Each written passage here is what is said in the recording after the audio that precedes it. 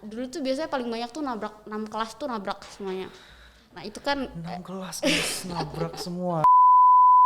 Dari kecil dijejelin politik. enggak Maksudnya politik seperti apa? enggak dari kecil juga sih apa ya.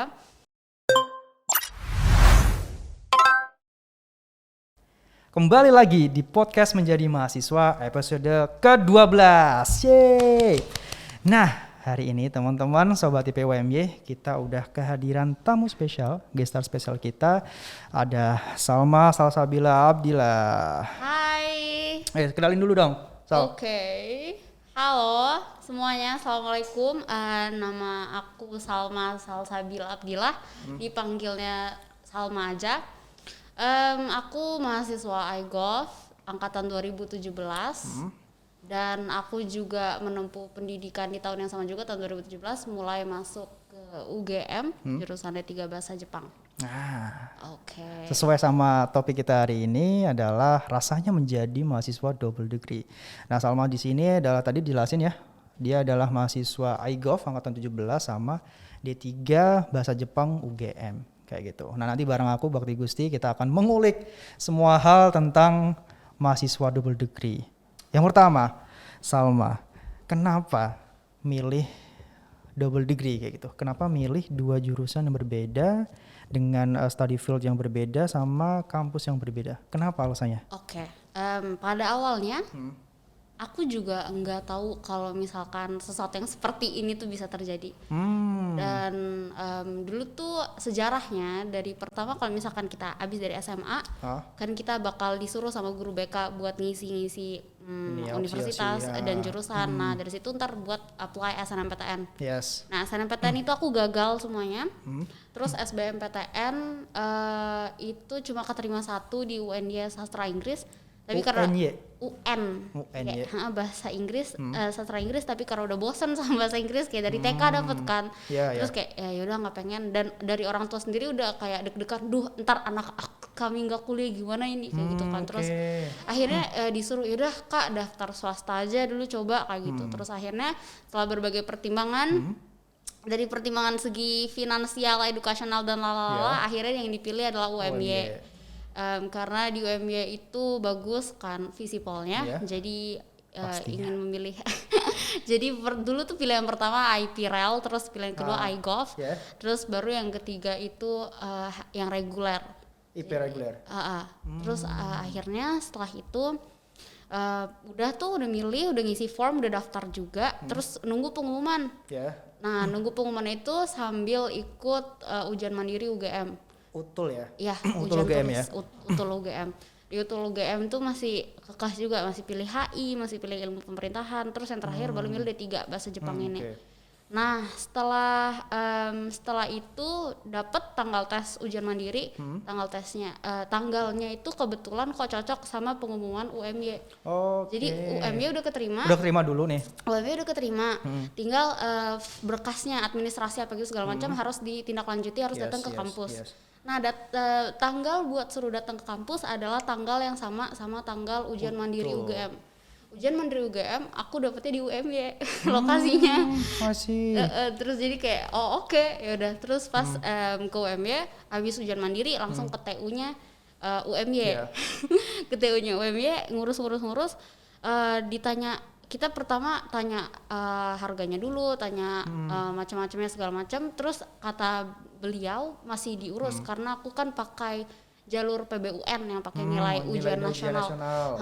Terus akhirnya kita suruh nunggu beberapa hari, sampai nunggu beberapa hari akhirnya muncul jawaban dari Utul UGM keterima. Terus yang UMY udah mau di cancel nih, kayak ya udahlah udah dapet, tapi sama bunda bilang kakak nggak mau ngambil dua-duanya aja apa? terus emang bisa kayak poligami dong bun gitu kan ya berarti. Terus akhirnya bunda tuh dulu kan anak HI. Anak HI dan kayak apa ya, mendukung buat anaknya belajar segala hal yang dipengenin kan. Emang dari awal kan suka HI politik yang something related to that. Terus akhirnya ya udahlah coba lihat dulu. Tapi dari situ aku masih belum serak gitu, masa ada sih kuliah dulu nggak capek apa, gila apa kayak gitu kan. Terus akhirnya kita datang ke UMY mau mengkomunikasikan tentang hal ini, sama belum tahu juga hasil PBUN-nya gimana kan.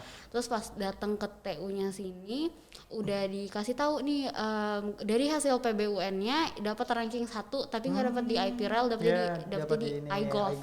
Dapat di iGolf. Terus ya udah sih, terus kenapa ranking 1, terus habis itu nggak taunya dapat keringanan. Iya. Kalau dapat di peringkat 1 dapat ini ya, potongan semacam SPP gitu ya. Iya, potongan SPP sama atau enggak kalau nggak SPP DPP itu selama beberapa semester gitu kan. Terus Bunda kan langsung gas-gasan, ya udah sih Kak, udah ambil aja dua-duanya. Terus Bundamu gas-gas aja. Terus di situ awalnya yang aku pikirin kan juga kebutuhan finansialnya juga kan. Soalnya dari magang di sini pasti juga harus ngekos, juga harus gimana. Tapi setelah tahu dapat keringan, oke, yuk Bun kayak gitu. Terus ya udah gas aja. Terus tapi kan nggak cuma itu yang harus dipikirkan kan. Iya, kayak pasti. mengenai jadwalnya, kalau tabrakan gimana, terus kebijakannya dua kampus nih memperbolehkan atau enggak. Kalau salah satu mengharamkan ya nggak boleh dong.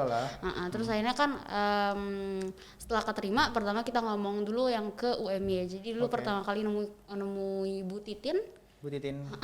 Dekan dulu ya? Yes, dekan dulu. Terus beliau berkata bahwa ya nggak apa-apa, fan-fan aja. Dulu juga ada malah double degree UII, UMY, jauh banget lokasinya. Kalau misalkan kuat ya mahasiswa boleh melakukan apa yang ingin dilakukan kayak gitu. Terus untuk menanyakan masalah jadwal, dulu tuh suruh konsultasi dengan Mas Akir.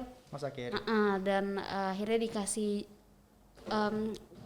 jadwal perkuliahannya sama beliau. Akhirnya bisa dapat itu sebelum murid-murid lainnya dapat, sebelum mahasiswa lainnya dapat. Terus jadinya oke deh, kayak gitu cara pertamanya. Terus habis itu memastikan juga yang di UGM boleh nggak sensei kalau gini. Terus senseinya juga bilang ya nggak apa-apa selama tidak menyalahi aturan. Aturannya itu kan dua kampus nih sama nih aturannya, jangan terlambat selama 15 menit.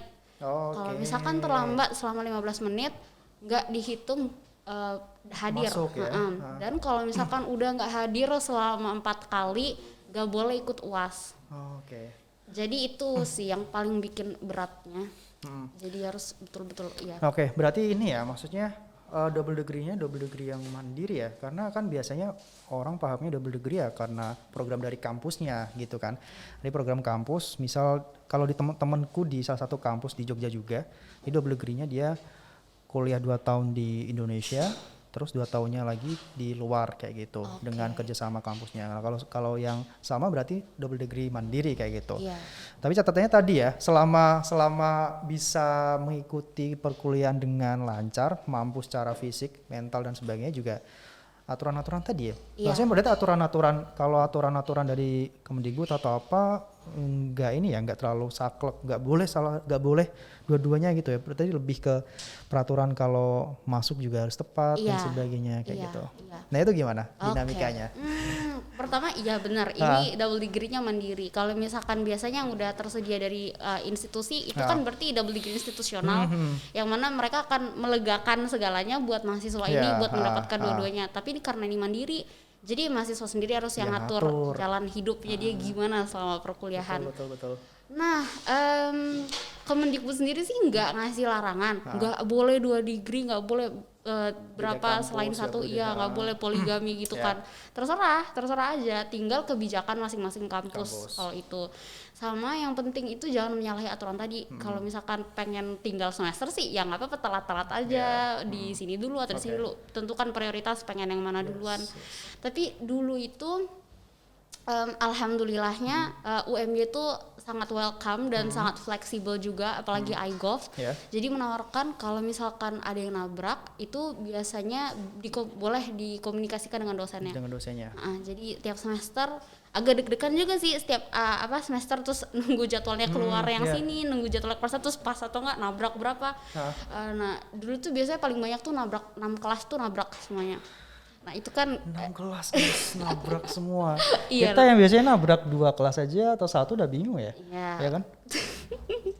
karena dalam kelas nabrak semua, akhirnya satu-satu ngontak ke dosen satu-satu, yang mana yang kira-kira lebih nggak strict lah dosennya, yang UGM atau yang UMY. Fleksibel gitu ya. Ya, yang lebih fleksibel gitu, yang mana habis itu dikontak, ditanya, Pak, Bu, boleh nggak kalau misalkan saya ikut kelasnya Bapak atau kelasnya Ibu yang misalkan yang di reguler. Gitu. Yes, kan kalau di reguler kan pilih ada banyak tuh, ada kelas A, B, C, D, F, G. Kalau di iGov kan karena cuma satu batch aja, jadinya boleh deh mereka dipilih ke kelas lain pada jam lain di hari lain. Jadi masih bisa ikut masih semuanya. Bisa ini ikut semuanya. Iya. Kayak gitu. Iya. Nah, gimana how to manage waktu waktumu untuk kuliah sama katakanlah ada kegiatan di luar kampus atau main katakanlah kayak gitu. Jadi yang pertama adalah benar kalau kata Mas Bakti tadi, harus persiapan fisik, mental dan lain-lain segala macam. Nah, aku pertama kali masuk karena baru lulus SMA, masih bocil dan nggak ngerti apa-apa tentang kehidupan kuliah ya, jadi mikirnya gampang, bisa lah, apa sih cuma kuliah gitu doang, belajar doang. Nggak taunya juga penting ya persiapan mental, persiapan fisik apa gitu segala macam. Karena walaupun jadwalnya boleh nih kita pindah di reguler, tapi itu aku dari Sleman dulu kan masih offline, dari Sleman, Bantul, dulu tuh sehari bisa bolak-balik sampai 3 kali. Iya ya. Offline ya, maksudnya harus datang ke kelasnya ya? Iya, harus datang ke kelasnya. Kayak pagi nanti di UGM, terus habis selesai itu literally senseinya nutup kelas, aku langsung ambil tas, lari, cabut. Dan karena apa namanya, karena teman-teman ini dulu aku rahasiakan dari orang-orang. Jadi nggak ada yang tahu tuh aku dijudge gitu, itu mahasiswa kupu-kupu tuh dia, terus kuliah pulang padahal kuliah kuku ya kuku terus ya udah, terus ntar sampai sini biasanya di situ mulai kerasa itunya, beban mentalnya, tapi nggak tahu kalau itu beban mental, taunya capek aja. Cuma kayak ya itu tadi, waktu buat refreshing, waktu buat main, waktu buat organisasi itu jadi lebih berkurang daripada mahasiswa lainnya. Nah, tapi aku tetap maksain sih buat ikut salah satu organisasi di UGM namanya English Debate Club. English Debate Club? English Debate Club. Kenapa aku pilih organisasi yang di UGM? Karena dulu kosku daerah sana. Lebih dekat, lebih enak untuk nanti ada rapat dan sebagainya kegiatannya. Sebetulnya ya bisa juga kalau aku pengen kos deket, lebih di tengah gitu kan ya. Cuma setelah ditimbang-timbang daerahnya lebih murah sana. Lebih murah sana. Kos-kosan ceweknya lebih murah di sana. Terus ya udah, jadi pilih yang lebih deket UGM. Terus akhirnya organisasinya pilih yang deket juga. Pilih yang di sana. Di English Debate Club ini dia ada pertemuan mingguan gitu. Pas semester pertama masih sering ikut, tapi semester berikutnya udah nggak bisa, udah tabrak semua ya jadwalnya. Iya, udah tabrak semua. Dan di situ aku belajar manage fisik sama mental sih. Kalau udah burn out, kalau udah nggak bisa ikut suatu organisasi atau kegiatan, ya udah skala prioritas aja. Mana yang paling penting, mana yang paling penting ya itu yang dijalanin, yang sunnah ya ditinggalin ya guys ya. Itu berlaku untuk semua ini ya, mahasiswa di semua kegiatan ya. Yes. Nah itu ya, maksudnya aku bayangin aja satu prodi aja gitu ya. Aku jadi mahasiswa IP dulu udah berat gitu. Maksudku udah kuliah di sini dengan segala tugasnya kayak gitu. Nah kalau yang sama kan udah dua jurusan dengan 2 kampus yang berbeda.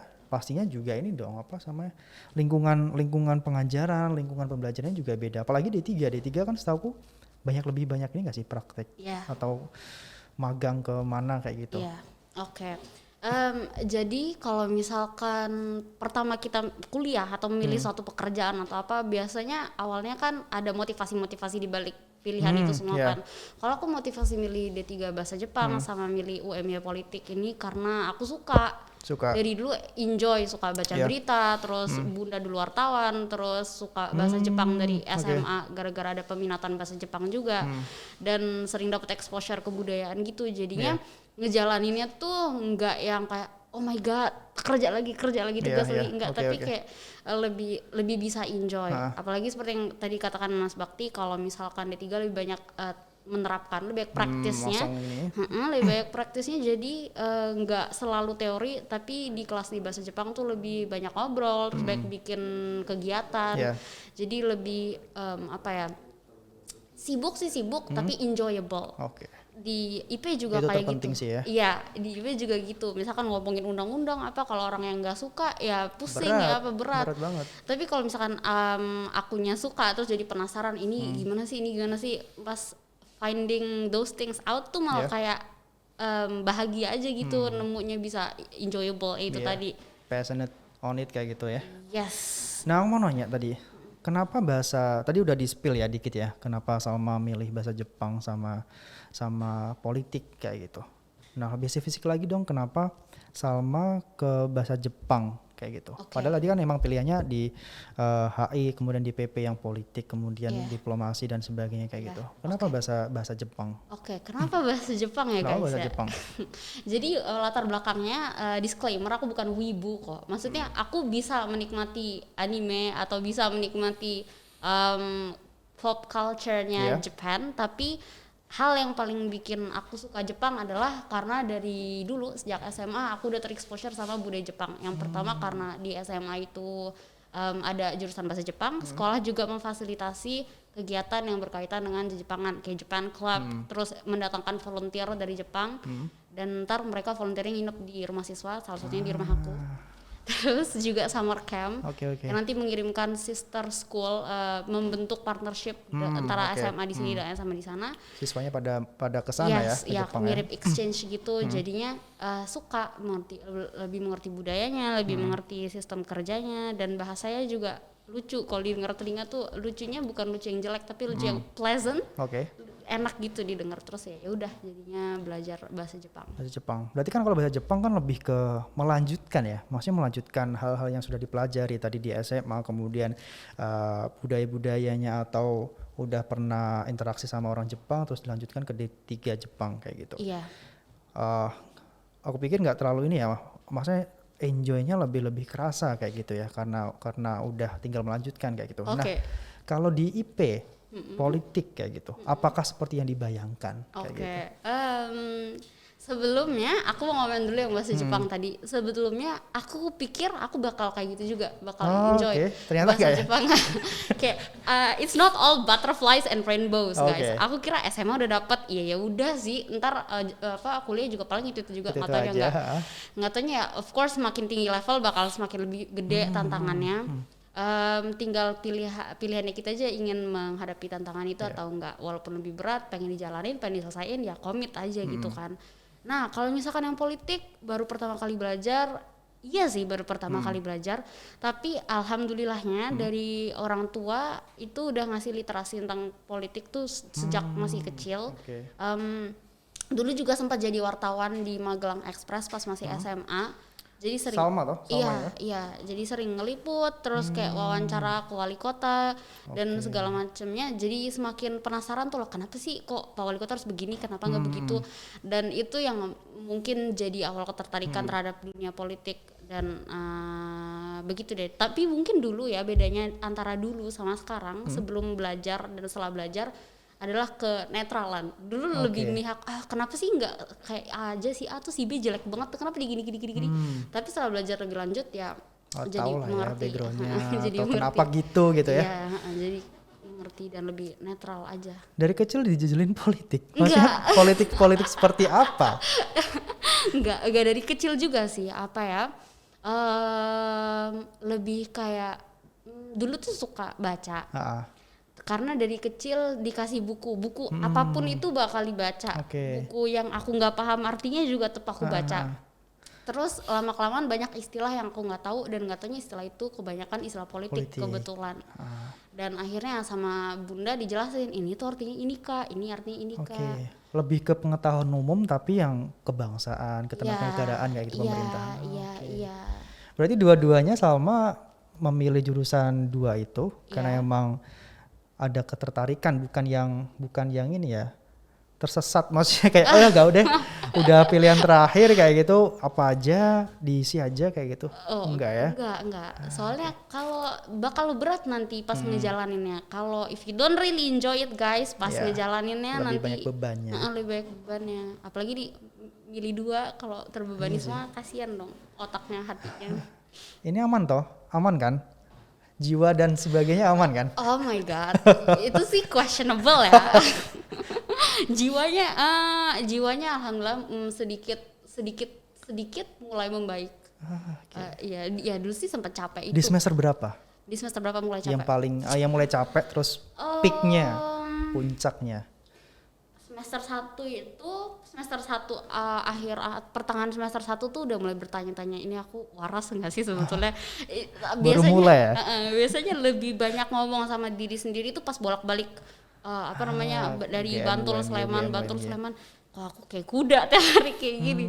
Terus tapi habis itu masuk ke semester 2 akhirnya mulai berani cerita ke teman-teman yang ada di sana sama yang ada di sini, kalau guys aku tuh sebetulnya kuliah 2 gini.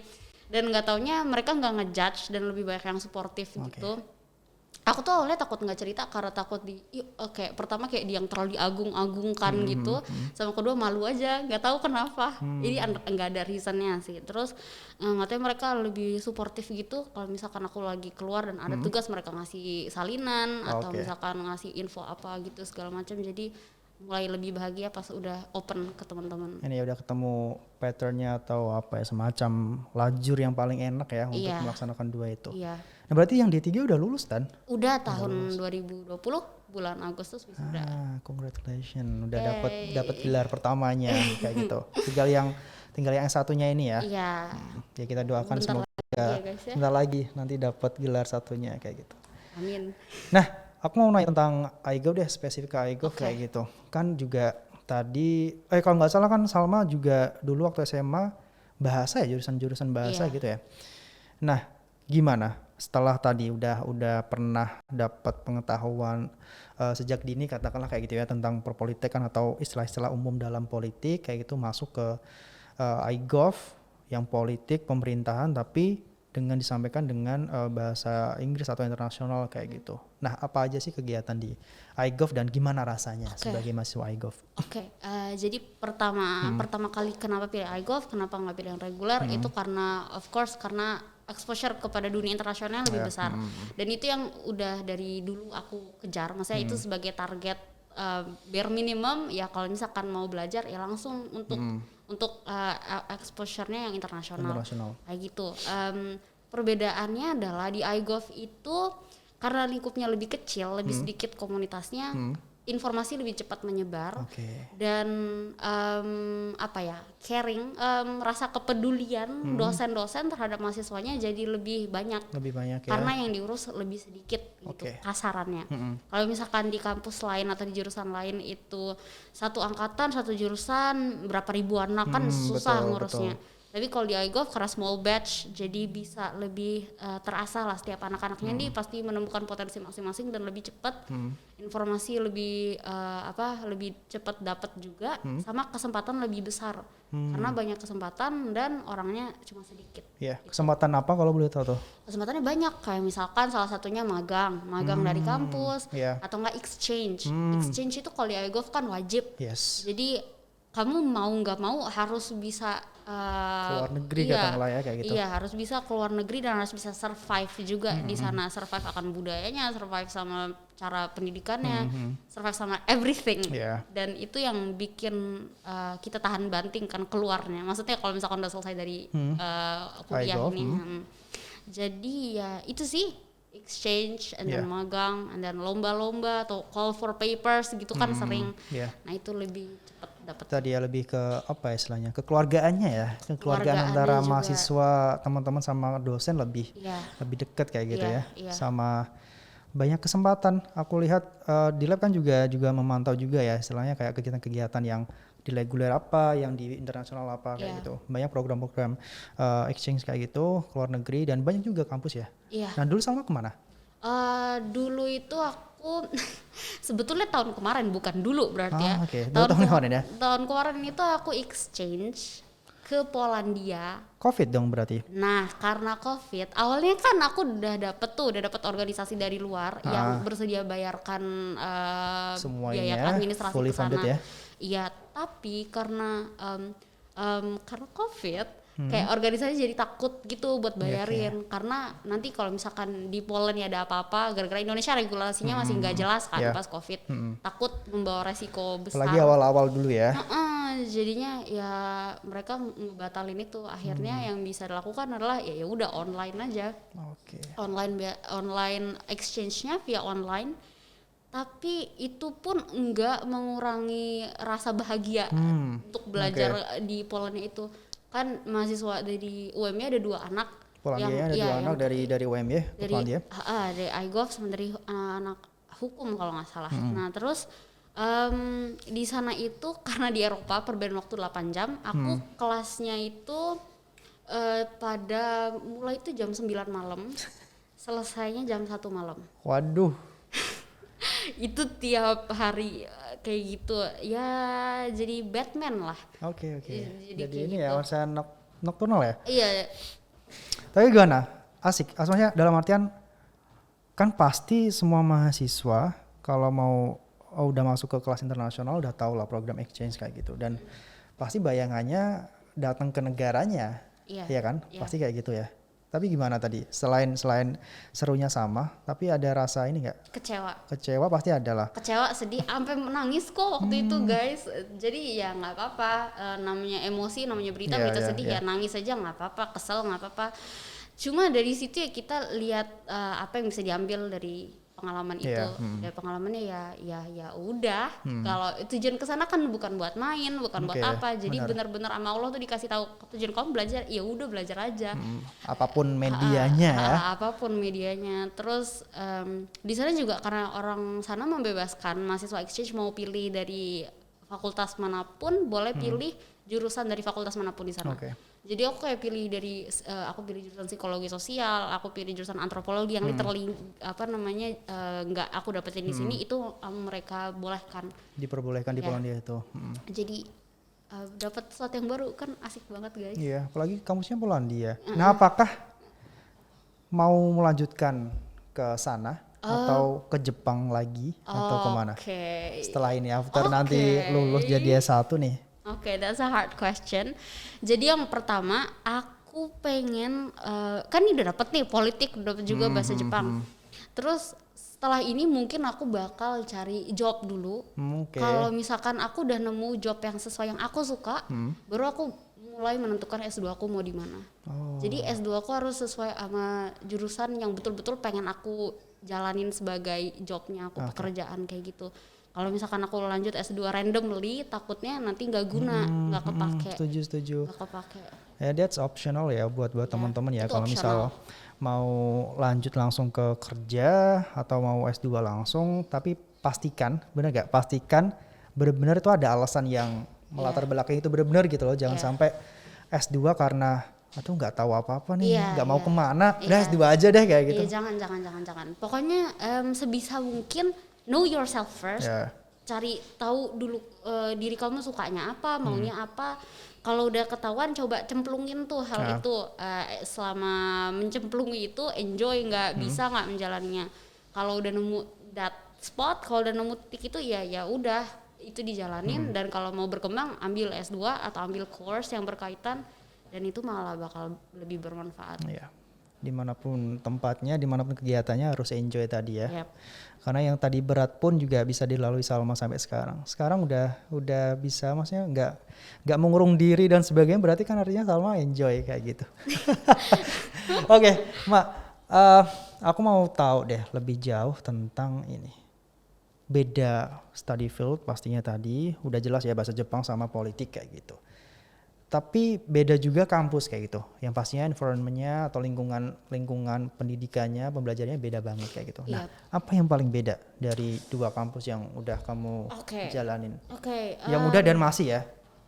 Udah dan masih, yes. Doain dong guys, bentar lagi. Jadi yang paling beda itu adalah vibe-nya. Vibe di sana itu serious, betul-betul serious, strict, di mana orang betul-betul dituntut buat academically successful. Yang UGM di sana lebih strict, dan di sana teman-temannya juga karena lingkungannya dari akademiknya udah menuntut, jadi otomatis anak-anaknya menyesuaikan juga, dan ya kita mau nggak mau juga harus menyesuaikan juga. Dan itu kadang pace-nya kan cepet banget tuh, sedangkan karena D3 juga, jadi D3 itu materi yang harusnya buat S1 dikompres buat 3 tahun dan dikasih practice.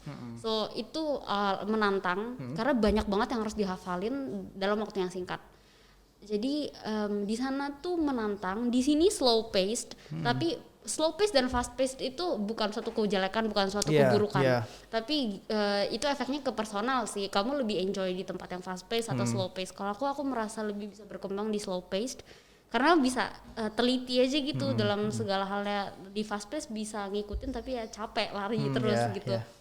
Ya itu pertama tentang kecepatan akademik kurikulumnya, terus yang kedua tentang kekeluargaannya tadi, perasaan vibe kekeluargaannya yang paling kerasa ya of course di sini di mana lebih sedikit orangnya dan lebih bisa diurus dengan baik lah tiap-tiap orangnya. Kalau di sana karena banyak banget mahasiswanya jadi ya beda-beda. Beda-beda. Misalkan kalau misalkan kamu udah pintar ya dia terus mungkin yang ntar bakal ditunjuk. The others ya ikut aja lah kayak gitu. And then dua-duanya sebetulnya programnya bagus. Misalkan kegiatan ada magang di sana karena D3 magangnya wajib. Terserah sih boleh milih di mana aja. Jadi karena aku pengen masuk sekalian ke politik, dulu aku pilihnya magang di Kementerian Sekretariat Negara, Setnek. Di situ aku jadi translator di bagian naskah dan dokumentasi, dan di situ literally bener-bener lihat kayak percakapan teleponnya Bapak Jokowi, terus habis itu bukan kanji, bukan kanji, pakai bahasa Indonesia, pakai bahasa Inggris, pakai bahasa Inggris karena ngurusin naskah sama dokumen kan.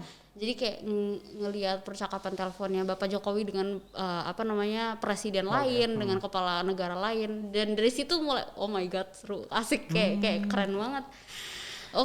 Tapi ya itu terus lalu yang kedua di sini juga kesempatan magang luas sama aja sama besarnya.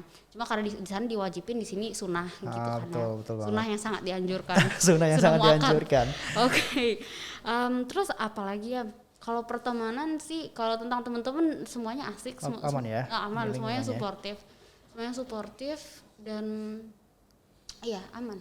Nah kalau kegiatan di iGov kan ada IGSC. Iya. Nah, itu Salma juga terlibat aktif atau mereka udah paham gitu kalau Salma sebagai double degree student kayak gitu, jadi ya nggak terlalu dilibatkan kayak gitu atau gimana? Jadi di IGSC sama ada itu kan berarti organisasi jurusan kan, jurusan di sini dan juga organisasi jurusan di sana. Semuanya aku sama-sama otomatis tuh jadi anggota kan. Kalau misalkan ada kegiatan aku bakal dikasih tahu kegiatannya ini, kamu masuk posisi ini, tugasmu ini. Tapi mereka tahu aku ngerjain dikit aja buat mereka itu udah suatu hal yang bagus. Jadi aku kadang karena aku udah dikasih tugas yang kayak nggak banyak banget ya, aku usahakan tetap datang rapat, tetap walaupun kalau nggak bisa ya aku bakal bilang nggak bisa guys, capek guys. Soalnya gimana ya, aku biasanya kalau ikut kegiatan yang di luar kegiatan akademik itu biasanya pas libur semester. Pas libur semester tuh kan biasanya sebulan atau satu setengah bulan. Itu aku ikut volunteering. Volunteering. Kegiatan lebih keluar ya berarti ya? Keluar kampus ya? Dari kampus juga. Dari kampus juga? Dari UMY tahun kedua itu ikut volunteering buat jadi LO-nya orang Korea. Di acara apa? Exchange Korean Summer Camp.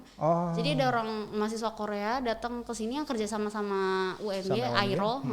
Terus dipilih tuh satu UMY siapa yang bakal jadi LO-nya satu-satu. Terus itu selama beberapa bulan lupa aku. Tapi itu terus yang kedua ISEC. ISEC UGM.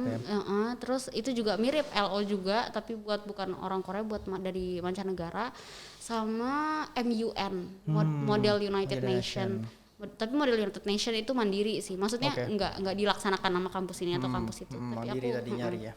Gitu. Banyak banget berarti ya kegiatan. Jadi kayak misal satu tadi selain emang pas misal kita kuliah di satu jurusan gitu ya, banyak tugas, banyak apa dan sebagainya, banyak kesempatan juga. Nah kalau Salma ini berarti kan 2 kampus yang notabene kampus-kampus luar biasa ya, terutama di Jogja, di Indonesia juga UGM sama UMY masuk ke 10 besar kayak gitu. Ini kesempatannya banyak banget tadi, kegiatan-kegiatan ada MUN, ada ISEC dan sebagainya kayak gitu. Nah, teman-teman kalau misal mau yang double degree itu ya, manfaatnya banyak banget dari Salma. Tapi juga harus disiapin tadi ya semuanya ya, hal-halnya. Kayak gitu. Nah, Sal, tadi jelasin dengan IGSC dan sebagainya. Memang berarti kuncinya adalah konfirmasi mungkin ya, aku bilang ya, komunikasi ya. Untuk ke teman-teman biar nanti nggak disangka ini apa sih mahasiswa kupu-kupu kok dikasih kegiatan nggak mau dan sebagainya kayak gitu. Nah, untuk tugas akhirnya di D3 tadi praktikum itu lebih ke apa berarti? Oke, jadi tugas akhir. Nah, karena tugas akhir ini dia itu satu periode sama magang, jadi magang terus habis itu kuliah, habis itu tugas akhir. Di situ aku karena pengen maksimal di tugas akhirnya, jadi sama di magangnya juga aku ambil cuti selama 2 semester. Di UMY. Di UMY ngambil cuti 2 semester. Ngambil 2 semester. Karena apa? Karena kalau misalkan nggak ambil cuti, aku sadar nanti yang sini hasil finalnya nggak maksimal. Yang sini yang juga ntar kelas-kelasnya yang diikuti juga nggak maksimal, juga malah bahaya. Karena alhamdulillahnya ada cuti yang difasilitasi oleh dua pihak kampus, jadi harus dimanfaatkan dong ya guys. Terus akhirnya aku ambil. Jadi pas karena itu pas corona juga, tugas akhirnya itu kalau di bahasa Jepang ada 2 pilihan, mau penelitian atau mau penerjemahan.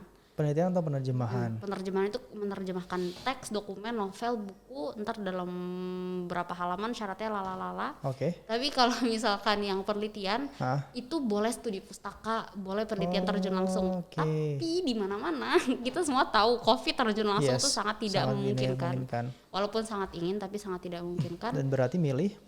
Akhirnya yang studi pustaka, penelitian yang studi pustaka. Kenapa yang studi pustaka? Karena aku bisa masukkan politik di situ. Aku waktu itu combining things. Terus di situ aku angkat temanya tentang womenomics, kebijakan womenomics dari Presiden Shinzo Abe. Jadi womenomics itu tentang kebijakan politik buat perempuan di Jepang. Ya, dan itu keren banget. Baca ya guys. Bisa diakses di mana tuh? Skrip TA. Berarti TA-nya juga sama kayak di repository UGM? Iya, sama di repository UGM juga. Di UGM juga ada tuh? Iya. Nah itu teman-teman kalau misal mau sedikit melihat tugas akhirnya Salma kayak gitu. Kalau misal nanti yang double degree S1 sama S1 kan paling sama ya, maksudnya ya alurnya sama. Kalau D3 tadi kan lebih ke kurikulumnya dikompres atau semua materinya dikompres, terus ada praktik dan sebagainya, magang wajib tadi kayak gitu. Ternyata juga ada TA, maksudnya penelitian sama tadi ya, sama penerjemahan ya kayak gitu. Nah, itu ya tentang kuliah di D3 bahasa Jepang. Kemudian ini tinggal S1-nya tinggal nyelesain. Amin. Tinggal nyelesain kan? Amin. Lagi bikin proposal guys. Kita doakan semoga cepet lah Salma kayak gitu. Nah, tadi aku pengen kritisi tentang cuti kayak gitu. Itu salah satu cara untuk mengatur ya, memanage waktu, manage kegiatan, dan itu cuti tuh nggak apa-apa kok guys kayak gitu. Cuti nggak apa kayak gitu, karena emang itu udah disediakan kayak gitu. Kayak misal kita kuliah kan ada minimal 75% atau berapa itu ya dimanfaatin. Biasanya sih dulu aku manfaatin 1 hari buat bolosnya lebih ke bolos untuk kegiatan BEM, kegiatan BEM, tapi juga ini sih jualan. Budak apa namanya, apa sih namanya? Danusan kayak gitu. Kapitalisme. Tapi it's okay ya untuk ambil cuti dan sebagainya. Nah, aku tuh masing-masing nggak terlalu paham atau masih banyak yang nanya juga. Pas cuti, apakah itu tetap bayar di UMY? Kemudian nanti pas cuti itu apakah harus katakanlah ya melaporkan kegiatan selama cuti atau gimana?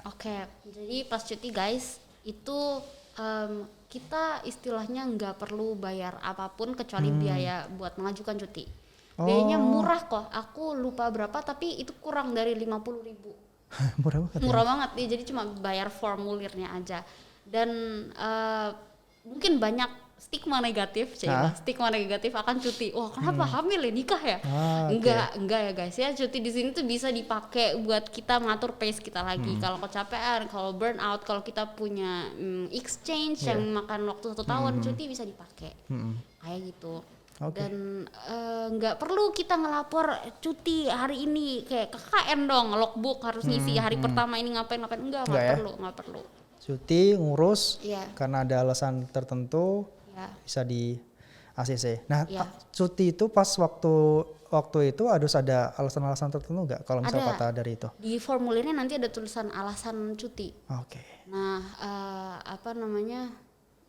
pas cuti itu juga kita nggak perlu ngomong ke dosen, Pak saya cuti gitu, nggak, kayak otomatis udah keurus aja. Kayak istilahnya kalau kita main video game di pause gitu loh. Nah cuti itu kayak ngasih mencet tombol pause di game. Nah sekali lagi itu informasi tentang cuti teman-teman. Kalau misal teman-teman ada kesibukan lain kayak gitu dan sebagainya bisa ngambil kayak gitu. Nah Sal, ini kemarin aku kirim ke Instagram poster. Kamu juga udah lihat pastinya. Ada beberapa pertanyaan. Kita bacain pertanyaan. Ini nanti kalau misal nggak nggak usah dijawab ya. Ada beberapa pertanyaan aneh soalnya. Nggak apa-apa, unik-unik emang anak zaman sekarang tuh. Oke, ini ada beberapa pertanyaan dan pastinya pertanyaan yang paling umum ya ketika mendengar kalau ada mahasiswa yang double degree kayak gitu. Secara kegiatan, secara waktu, pembagian kayak gitu. Nah ini tanyain lebih spesifik lagi barangkali nanti jawabnya sama. Bagaimana cara ngatur waktunya, bagi waktunya antara tadi kuliah, double degree, kemudian kegiatan kampus, barangkali juga tadi ada volunteering dan sebagainya gitu. Kesulitan enggak sih kayak gitu. Tadi udah dijawab, tapi ini aku coba Salma biar lebih spesifik lagi. Salma. Makasih yang udah nanya. Jadi kalau ditanya susah nggak sih, berat nggak sih? Ya susah, ya berat. Dan karena aku personally, maksudnya aku nggak langsung terencana, aku harus gini gitu, aku nggak tahu. Aku learning by doing, jadi mengerti setelah mengalami. Jadi pertama kali aku nggak bisa bagi waktu itu ya berat banget, capek banget. Jadi pernah nih ya, aku dalam sebulan itu tuh nginep di McD bisa dihitung. Nginep kan McD 24 jam, ada wifi gratis juga, ada junk food juga, surga kan. Terus ya udah akhirnya nginep di McD Jakal tuh, ingat banget nginep di McD Jakal buat ngerjain tugas bahasa Jepang, abis itu ngerjain tugas yang dari iGolf. Nah udah subuh balik kos jam 7 cabut ke kampus langsung kuliah. Jadi itu bikin stres sih, bikin sakit juga secara fisik, secara mental iya. Apalagi pas mosnya UGM itu kan duluan, orientasi UGM duluan, baru orientasi UMY. Nah pas orientasi UMY yang UGM udah mulai perkuliahan, jadi aku masih kayak pakai pakaian yang hitam putih gitu, tapi ikut berkuliahan. Ditanyain, Salma kamu ngapain? Tapi ya karena aku nggak ngomong kan. Tapi ya itu tadi, mungkin yang pertama cara ngatur waktunya adalah kamu harus jembreng itu apa? Menjabarkan jadwal kamu dulu. Habis itu keinginan kamu bikin priority list tentang keinginan kamu tuh double degree tujuannya apa, yang mana dulu yang ingin kamu prioritaskan, bukan cuma jurusannya tapi mata perkuliahannya dalam 1 minggu itu. Kamu pengen ikut kanji atau pengen ikut daspolnya Pak Awang nih, kanji dosennya gimana, Pak Awang gimana nih, yang paling fleksibel yang mana. Nah itu baru diatur, ditata. Terus habis itu nanti malam kira-kira bisa makan pizza nggak, bisa nonton drakor nggak. Kalau misalkan nggak bisa ya jangan. Kalau nggak bisa ya jangan, langsung aja nugas. Terus kapan aku bisa refreshing, itu juga diselip-selipin. Jadi nggak ada one day full free, itu tuh sangat jarang kalau weekdays ya. Kalau ada itu takdir Tuhan, berkah dari Allah Subhanahu wa taala. Dan kalau misalkan kita udah bikin rencana kayak gitu, namanya manusia bisa rencana, Tuhan bisa berkata lain. Nah, misalkan aku udah mendahulukan, kalau gitu aku mau datang ke UGM dulu atau ke UMY dulu nih. Udah datang jauh-jauh ke Sleman atau nggak pas ke Bantul, nggak taunya pelajaran kosong. Ya udah kalau gitu balik lagi. Jadi gitu guys. Jadi harus merelakan pertama hati, habis itu baru merelakan pikiran, jiwa dan raga, semuanya harus ada. Kalau ditanya berat, ya berat, tapi cara ngurusnya aku personally kayak gitu. Oke. Berarti tadi udah yang penting tahu tujuannya, kemudian ya di awal-awal jatuh bangun nggak apa lah ya. Pasti ada satu titik di mana udah paham lingkungan dan harus gimana caranya action kayak gitu. Namanya hidup guys, nggak berat nggak hidup. Tadi jam kosong berkah atau musibah? Jam kosong itu bisa berkah, bisa musibah. Bisa musibah kalau kita udah nge-sacrifice yang ini buat datang yang ini, tapi yang ini nggak kosong, yang ini jadi nggak bisa kecewa gitu yang ya, ini jadi nggak bisa tapi ya itu normal kok guys. Tapi self reward tetap ini dong ya, tetap dapet lah ya. Self reward. Tapi jarang pasti. Self reward sih biasanya.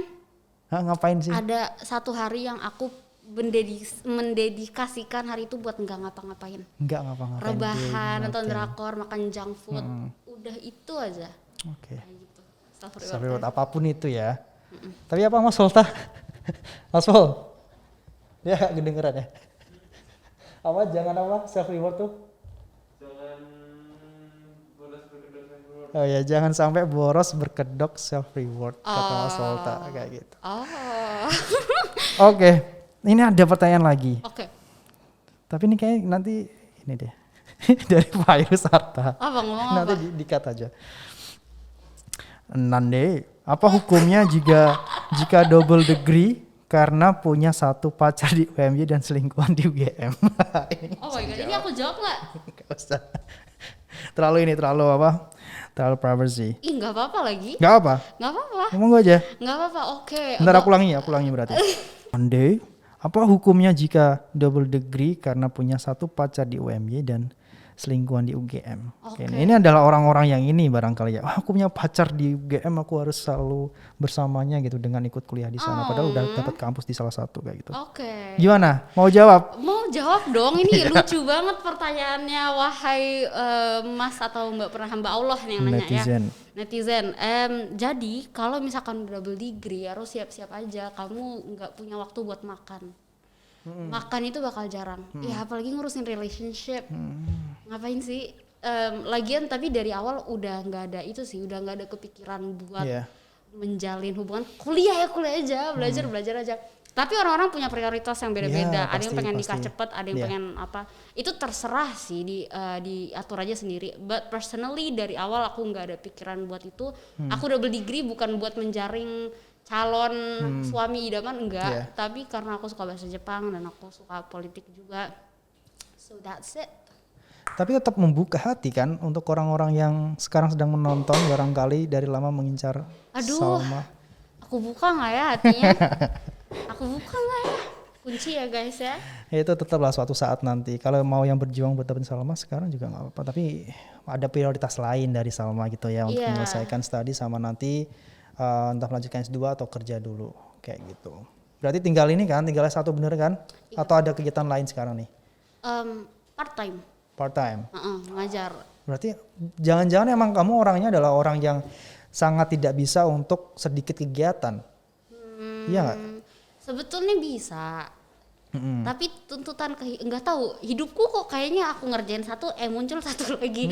Jadi kayak ini kan aku pertama magang yang dari lab IP dan juga magang research kan. Tapi sebelum magang research itu aku dari awal pandemi tahun ini bulan Maret itu udah apply jadi guru bahasa Inggris di les-lesan di Seturan. Kalau mau please check it out, namanya English Made Easy. Ya, apa nanti bisa di bawah sini ya. Iya bisa di bawah sini. Di situ jadi teacher berarti udah berapa bulan ya? Udah sekitar 6 bulanan lah. 1 semester. Ya 1 semester. Dan terus ada tawaran magang, terus kalau jadwalnya bisa disesuaikan ya kenapa? Ya, kenapa enggak? Udah sebelumnya udah ada yang lebih berat katakanlah kayak gitu ya. Iya. Oke, ya yang penting inilah ya, yang penting passion only, terus enjoy aja ya apapun yang dilakuin kayak gitu. Oke, Salma udah cukup panjang kita membahas tentang rasanya menjadi mahasiswa double degree, banyak jatuh bangunnya, tapi juga manfaatnya, kesempatannya juga banyak banget ya tadi disampaikan kayak gitu. Nah, aku mau nanya ini buat closing statement kayak gitu. Apa pesan buat masa baru dulu deh? Ini kan lagi proses mataf ya. Oke. Apa nanti ada beberapa closing statement berarti. Yang pertama apa harapan Salma atau pesan untuk adik-adik kita nih angkatan 2021 ya? 21 ya? Berat. Oke. 21. Terutama untuk mahasiswa yang di iGov kayak gitu pastinya. Oke. Buat mahasiswa iGov yang ada di iGov mahasiswa baru yang ada di iGov baru masuk nih tahun 2021. Pesanku yang pertama adalah jangan takut buat ngambil kesempatan. Jadi kamu bisa mikir, oh aku belum punya kapasitas buat melakukan hal ini, oh aku belum bisa ini, belum bisa itu. Kalau ada kesempatan depan mata kamu ya ambil aja. Itu tuh nggak akan datang 2 kali dan kamu pasti akan dapat pelajaran di situ. Dan kamu bisa belajar dari situ. Kamu bisa dapat kepercayaan diri yang lebih atau skillnya nambah atau ilmu baru atau teman baru. Dan itu semua berguna ya nggak? Berguna dong. Dan yang kedua, ambis boleh, tapi ambisnya jangan yang selangit. Diukur. Ambis tuh boleh tapi harus diukur. Jadi bukan aku pengen lulus IPK 4 tahun depan apa gitu. That's not nggak terukur. Jadi goal, kalau mau nge-set goal itu harus diperhatikan yang attainable, yang bisa diraih. Dan juga pas kamu ngejalanin buat dapetin goal itu kamu nggak burn out, kamu nggak stres, depresi gitu segala macam. Itu yang paling penting. Emotional well-being kamu, mentally, physically itu nomor 1. Jadi prioritasin diri kamu sendiri dulu. Jangan jawab ya ke semua hal. Pilih yang mana yang kamu bilang ya, pilih mana yang kamu akan tolak. Dan jangan ambis yang impossible ya. Kayak gitu. Oke. Itu buat teman-teman mahasiswa baru iGov terutama, banyak kesempatan silahkan diambil kayak gitu dan tadi diperhitungkan baik-baik kayak gitu, jangan sampai membebani kayak gitu. Terakhir, untuk mahasiswa yang barangkali punya bayangan untuk double degree kayak gitu kayak Salma, tapi sekarang masih bingung, masih ragu kayak gitu. Apa? Pertama, kamu tanya diri kamu dulu, tujuan kamu buat double degree itu apa? Pertama itu, tujuannya apa? Setelah udah ditentukan tujuannya, kamu cari cara bisa nggak dilakukan. Misalkan kamu udah targetin univ ini sama univ ini, ya udah kamu research tuh, univ ini jurusan ini boleh nggak, univ ini jurusan ini boleh nggak. Kalau misalkan udah boleh semuanya, kamu tanya dirimu sendiri, bisa nggak ngejalaninnya dengan semua tadi ceritaku yang udah panjang banget itu. Mau nggak menjalaninya, siap nggak menjalaninya, dan juga kasih plan B juga. Kalau misalkan nggak bisa, atau kalau misalkan terjadi suatu hal yang tidak diinginkan, kasih plan B, C, D, E, F, kayak gitu. Oke, terima kasih banyak atas semuanya informasi. Ini obrolan kita hari ini teman-teman bareng Salma, mahasiswa double degree, mahasiswa iGov, UMB angkatan 2017 dan D3 Bahasa Jepang 2017. Kayak gitu bagi teman-teman yang udah rencanain mau double degree, langsung aja digas aja tapi dengan perencanaan yang matang ya Sal ya. Kayak gitu. Oke. Demikian podcast menjadi mahasiswa episode ke-12 bareng Salma, dan nantikan podcast selanjutnya menjadi mahasiswa maupun serial yang lain pastinya di Lab IP UMY kayak gitu. Nah, komen di bawah siapa yang kira-kira mau diajak podcastan di sini kayak gitu teman-teman. Sekali lagi Salma, terima kasih banyak. Sama-sama. Kita akhiri, sampai berjumpa di lain kesempatan dan semoga tugas akhirnya bisa segera diselesaikan kayak gitu. Oke, saya Bakti. Saya Salma. Kami akhiri. Assalamualaikum warahmatullahi wabarakatuh. Bye bye.